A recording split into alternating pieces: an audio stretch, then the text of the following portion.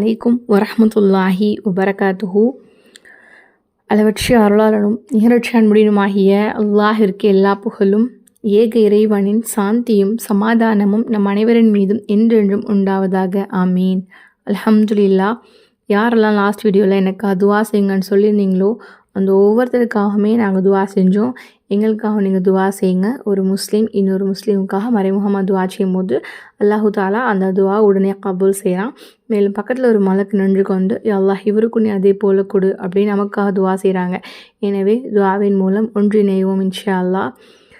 இன்றைக்கி என்ன பார்க்க போகிறோம் அப்படின்னா, அதாவது நம்ம துவா கபுலாகலை, இந்த துவா எனக்கு கபுலே ஆகலை, நான் என்ன கேட்டாலுமே எனக்கு கிடைக்கல அப்படிங்கிற மாதிரி ஒரு நிலமையில் இருப்போம் தெரியுமா? அப்போது இந்த துவா ஓதுங்க. இன்ஷா அல்லாஹ் கண்டிப்பாக நம்ம என்ன கேட்டு அல்லாஹ்கிட்ட இது பண்ணுறோமோ, என்ன நாடி கேட்குறோமோ அதை நம்மளுக்கு அல்லாஹ் நிச்சயம் கொடுப்பான். அது என்ன துவா அப்படின்னா, அதாவது இதை ஹஸரத் சயீத் பின் முஸையப் அலி ரஹ்மத்துல்லா அவங்க சொல்கிறாங்க, நான் ஒரு நாள் மஸ்ஜிதில் ஓய்வெடுத்துட்டு இருந்தேன். அப்போது சைதே, இந்த வாசகங்களை நீ சொன்னதுக்கு அப்புறமா நீ எந்த துவா கேட்டாலுமே அது கபுலாகப்படும் அப்படின்ட்டு ஒரு அசரீரி சப்தம் கேட்டுச்சு.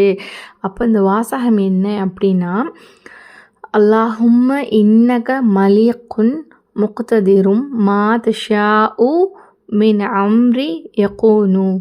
அல்லாஹும்ம இன்னக மலிகும் முக்ததிரும் மா தஷாஉ மின் அம்ரி யகூனு.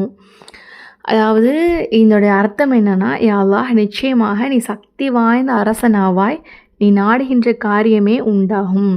அவங்க சொல்கிறாங்க, அதுக்கப்புறமா நான் என்ன துவா கேட்டாலுமே இந்த ஒரு வாசகத்தை சொல்லி தான் நான் கேட்பேன்.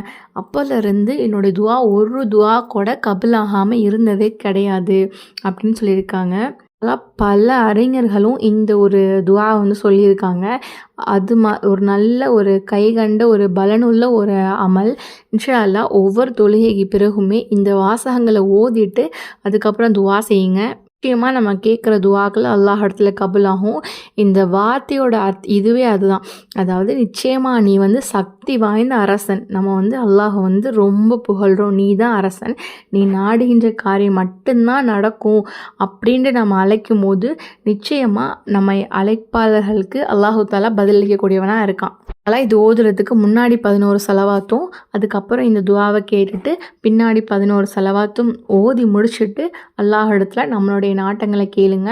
அப்படி இல்லைன்னா நீங்கள் தூங்குறதுக்கு முன்னாடி கூட இந்த ஒரு துவாவை ஓதி கரமேந்தி அல்லாஹ்கிட்ட துவா செஞ்சுட்டு படுக்கக்கூடிய வழக்க முடியவர்களாக இருந்தோம் அப்படின்னா நம்மளுடைய அனைத்து துவாக்களுமே அல்லாஹ் இடத்துல கபுலாகும் இன்ஷா அல்லாஹ். நிச்சயமாகவே இது பலருக்கும் ஒரு கை கொடுத்த ஒரு அனுபவபூர்வமான ஒரு வஜீஃபாவாக இருக்குது. இன்ஷா அல்லாஹ் அதிகமாக ஓதுங்க. இது யாருக்கெல்லாம் பயனுள்ளது அப்படின்னு நினைக்கிறீங்களோ அவங்க கூடயும் ஷேர் பண்ணிக்கோங்க. அல்லாஹ் நம்ம அனைவருக்கும் ஜன்னத்துல் ஃபிர்தௌஸுங்க உயர்ந்த சொர்க்கத்தை தருவானாக என்று துவா செய்வதாக விடைபெறுகிறேன். ஆஹிர் தவானா அல்ஹம்துலில்லாஹி ரப்பில் ஆலமீன். அஸ்ஸலாமு அலைக்கும் வரஹ்மத்துல்லாஹி வபரகாத்துஹு.